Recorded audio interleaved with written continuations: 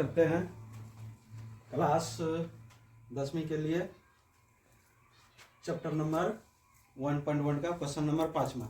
ठीक है, chapter number 1.1 का क्वेश्चन नंबर 5वां कहता है यूक्लिड विभाजन परिमेका का प्रयोग करके दर्शाएं कि किसी धनात्मक पूर्णांकों का घन, यहाँ पर है घन 9m+1 या 9m+8 के रूप में होता है।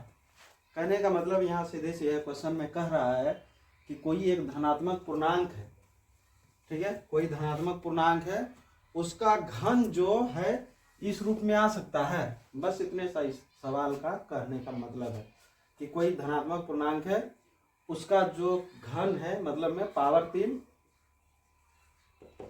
3 घन यदि करते हैं, किसी धनात्मक पूर्णांक का घन करते हैं तो 9m+1 या 9m+8 के रूप में होता है या नहीं, वही क्या करना है, साबित करना है। ठीक है, पहचानना बतलाना है। आइए हल करते हैं। सबसे पहली बात यहाँ क्या है, धनात्मक पूर्णांक नहीं है तो सबसे पहले मान लेते हैं, माना धनात्मक पूर्णांक बराबर ए है। क्या है, धनात्मक पूर्णांक ए है। ए इसलिए माने क्योंकि हमको क्या चीज का प्रयोग करना है, यूक्लिड विभाजन परिमेका का। यूक्लिड विभाजन परिमेका में होता है ए बराबर BQ+R। ठीक है, इसलिए धनात्मक पूर्णांक ए मानेंगे।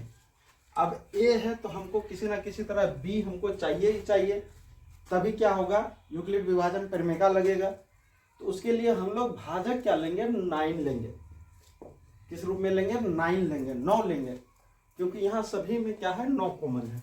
यहाँ पर भी 9 है, इस रूप में बनाना है, इस रूप में बनाना है, इस रूप में बनाना है, इसलिए हम लोग क्या लेंगे, भाजक 9 लेंगे।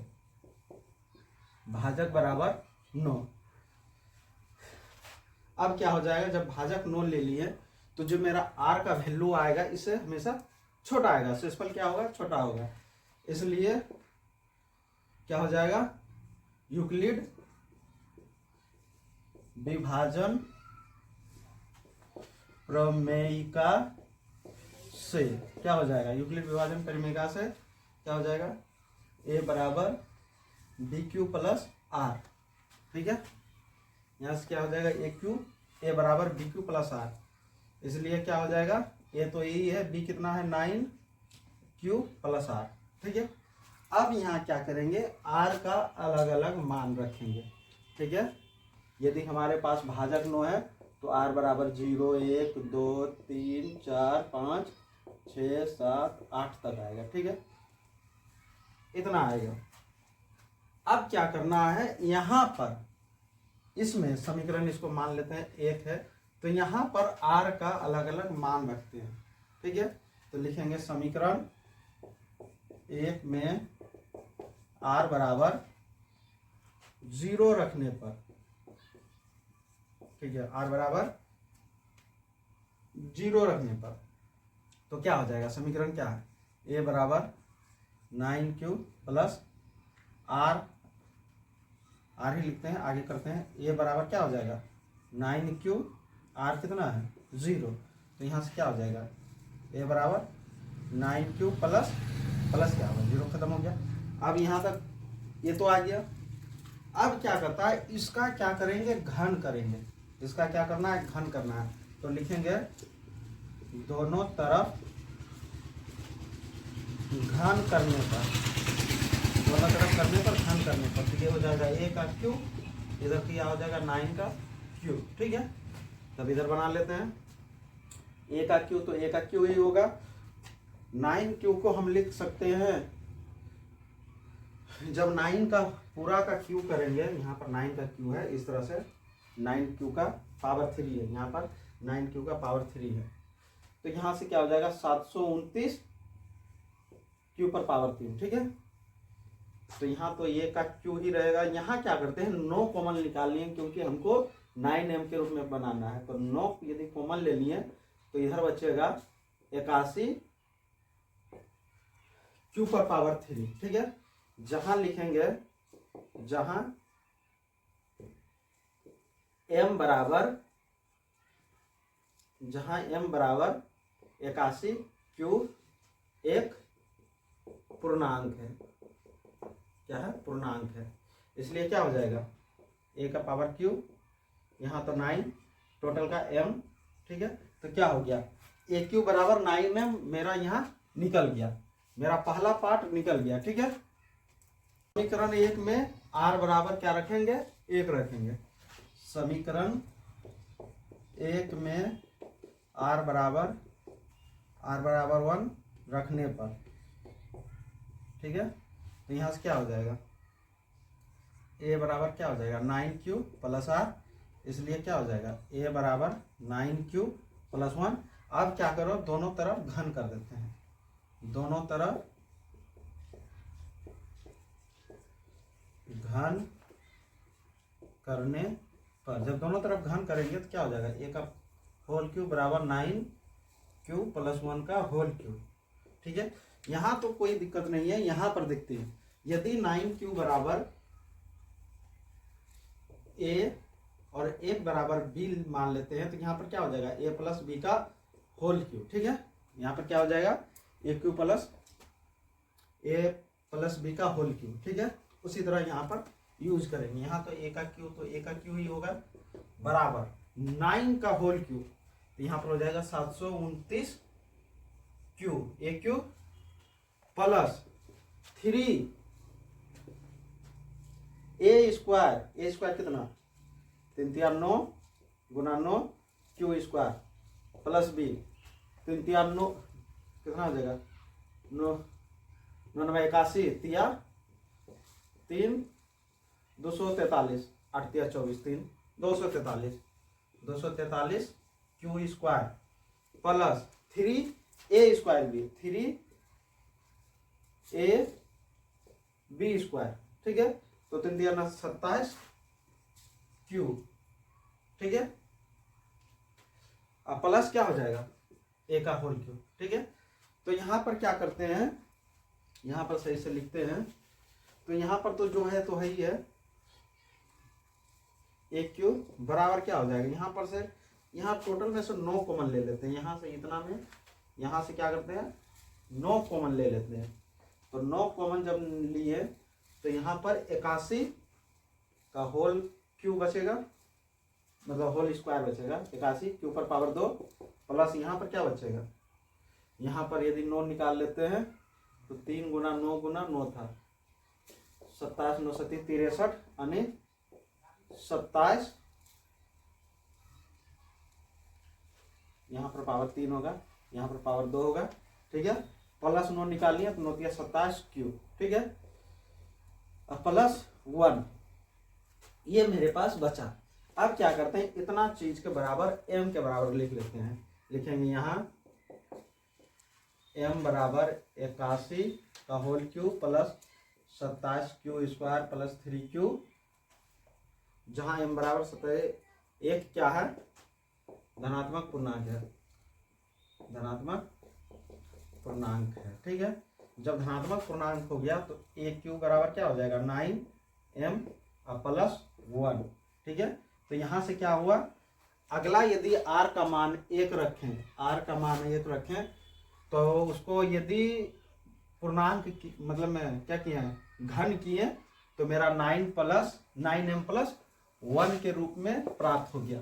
किस रूप में प्राप्त हो गया, 9m प्लस 1 के रूप में प्राप्त हो गया। ठीक है, बराबर 2 रखते हैं। ठीक है, समीकरण 1 में r बराबर 2 रखने पर, ठीक है, तो r बराबर 2 रखेंगे तो यहाँ से क्या हो जाएगा, यूक्लिड विभाजन से a बराबर b क्यू प्लस r। ठीक है, यहाँ नहीं b नहीं 9q प्लस r। ठीक है, इसलिए क्या हो जाएगा a बराबर 9q प्लस 2, 9q प्लस 2। ठीक है, अब यहाँ पर क्या करेंगे, दोनों तरफ घन कर देंगे, दोनों तरफ घन करने पर, दोनों तरफ घन करने पर। ठीक है, दोनों तरफ घन करने पर तो यहाँ पर हो जाएगा a का होल क्यूब, यहाँ 9 होल क्यूब प्लस 2 का होल क्यूब। अब यहाँ पर देखिए 9 क्यूब बराबर a हो जाएगा और 2 बराबर बी हो जाएगा। तो यहाँ पर ए प्लस बी का होल क्यू लगाएंगे, ठीक है। तो यहाँ तो ए तो हो ए ही का क्यू होगा बराबर ए क्यू कितना हो जाएगा यहाँ पर 729 का होल क्यू प्लस 3 ए स्क्वायर 981 गुना ए स्क्वायर 3 ए स्क्वायर और फिर बी तो 2 तो 6 हो जाएगा। तो 6 और 8 48 तो यहाँ हो जाएगा 486 क्यू प्लस 3 ए स्क्वायर और बी 9 क्यू 4 दिया 12 नंबर 78 से 108 क्यू प्लस बी क्यू 8 हो जाएगा यहाँ से, ठीक है। तब आगे चलते हैं। अब क्या करेंगे, यहां से हम लोग 9 कॉमन ले लेंगे, ठीक है।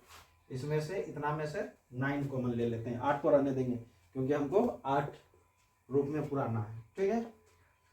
एक क्यू यहां से यदि 9 निकालते हैं तो क्या हो जाएगा 81 का होल क्यू प्लस यहां से यदि 9 निकालते हैं तो क्या हम मेरा हुआ था 3 गुना 9 गुना 9 गुना 2 9 निकाल लेते हैं तो 3 9 54 क्यू स्क्वायर प्लस यहाँ से 9 निकालते हैं तो 12 नमा 8 होतल से 12 क्यू, ठीक है, और प्लस में 8। अब इतना बराबर क्या मान लेते हैं m है, लिखेंगे जहां m बराबर 81 का whole Q plus 54 Q square plus 12 Q एक धनात्मक पूर्णांक है,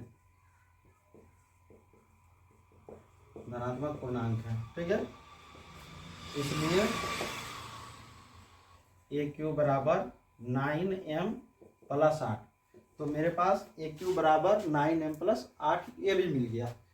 अब देखना है कि यहाँ जो कह रहा है वो हमको प्राप्त हुआ कि नहीं हुआ। तो हम लोग को प्राप्त हो गया।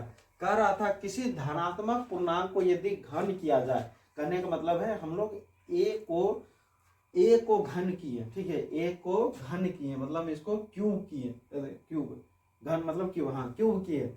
तो उसको उसके बदले में आर का मान जब अलग अलग रखे थे, ठीक है, आर का मान 0 रखें, आर बराबर जब 0 रखें तो क्या आया 9m, आर बराबर 1 रखे तो 9m प्लस 1 आया, आर बराबर 2 रखें तो 9m प्लस 8 आया, ठीक है। इस तरह से क्या हुआ जब आर का मान अलग अलग रखें तो क्या हुआ हमको इस रूप में चीजें प्राप्त हो गया, ठीक है। इसलिए हम लोग कह सकते हैं कि